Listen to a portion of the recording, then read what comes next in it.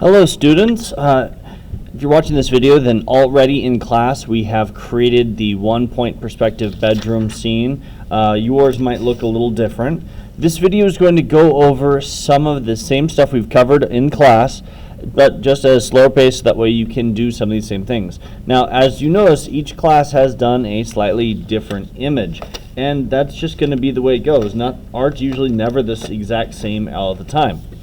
So I'm going to show, in this video, I'm going to show each class some of the things I did individual with the other classes, so that way we can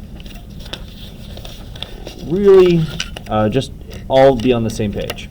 Alright, so let's get started as we do by drawing the horizon line and the vanishing point. Now for this video I'm going to put the vanishing point in Sharpie just to be a little bit easier to see. But other than that, normally you want to do that in pencil, so that way it's nothing that distracts from your final image. Alright, so before we made a wall, we're going above and below the horizon line with a shape, either square or rectangle. I'm just going to go a longer rectangle this time just for the fun of it. Then we use a straight edge, a piece of paper or a ruler. I'm going to use a ruler right now. And we connect our vanishing point to the corner, and we draw the line from the corner going off the page, as long as that line still includes a vanishing point. So here's a vanishing point, make sure it's there, make sure the corner's there, and then I just draw off the page. Now, you are not drawing directly into the corners of the paper. You might feel like that's how it should go, but we're actually going to just go from where the vanishing point tells us. So things will be a little different. Things will be a little wonky. May not even be symmetrical, and that's okay. Because when you stand in a room, things sometimes look a little different based off where you're standing. And the focal point, this vanishing point, I call it vanishing point and focal point, that represents where your eyes are looking in this image. So if your eyes were looking at a table lamp, we'd put the table lamp right there. Now, I'm going to have it so we're looking out the window like we did in the class. So I'm just going to draw this window here. I am just drawing a basic rectangle and putting it closer to the top of the ceiling than to the floor, because that's how a lot of windows work. And I'm going to add a window over on this wall that's about the same size. And I'm going to start at about the same spot on that wall. Because this wall is diagonal, we have to determine where that is. So I'm just drawing kind of a mark that's straight on the edge of those two spots. And then from the vanishing point, I'm going to very lightly, I do not want this line to be dark at all because I'm going to erase most of it, draw two lines that connect the vanishing point, my mark, and then the line from that mark. So my window, if it is the same height as this window, can fit anywhere in between these two lines. So I can put it here right next to the wall and it'd be short, or I can put it here and it can be a little taller. Now I'm just going to go ahead and put it right in the middle. But your mileage may vary, you can do other things. Now I'm going to erase those guidelines just so they don't become confusing for me later. And while I'm erasing, I'm going to erase the horizon line everywhere except for my windows. Because inside this room, we're not going to see sky except for the windows. So we've got our horizon line erased, or partially erased, forgot about this wall.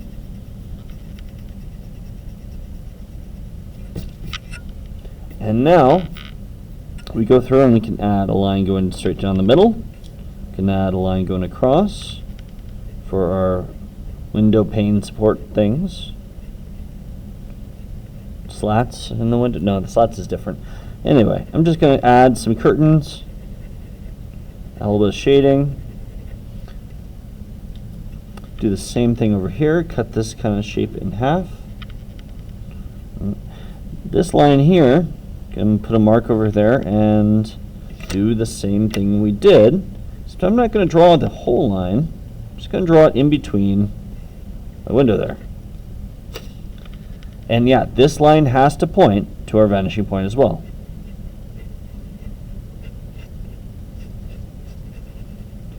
All right, so that is windows. Let's cover furniture.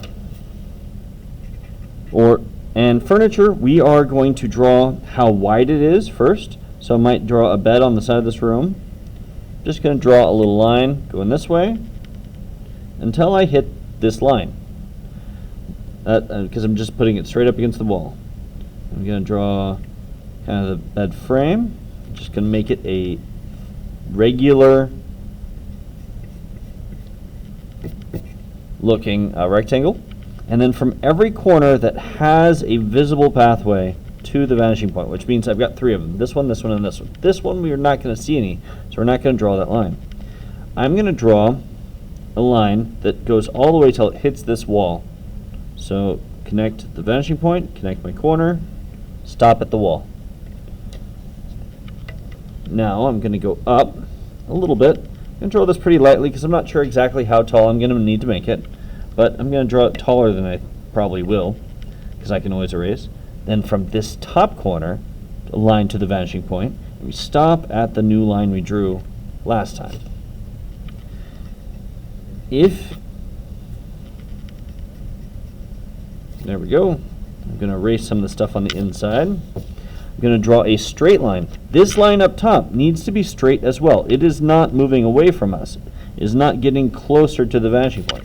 So it stays straight, and the grid paper makes that really easy. Then connect. Oh, wait, did I do it right? Oh, I kind of did. I cheated because I knew exactly where it was going to end up. But this line also points to the vanishing point. Now, we've got a box. To turn that into a bed, we need to soften it up a little bit. So kind of round off this corner a little bit. So I'm rounding that corner. And round off this corner here. There we go. That makes it feel a little softer, like you're not just laying down on a slab of wood. You've actually got a kind of a soft bed. You can add in a little pillow here. Just a little pillow shape. Pillows, you don't have to worry about too much about the perspective right now. As long as it's kind of a blob at the top of the bed, you got it. You can add some sheets going straight down and straight across. You can even add kind of like a tuck folded over sheet, like you made your bed real nice. I can even add some shading up here. So like maybe the under sheets are a little different color.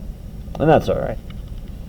Okay, so this is basics. I'm going to stop the video here, and I'm going to upload another video to cover other furniture and posters. So this is part 1. Part 2 is coming up soon.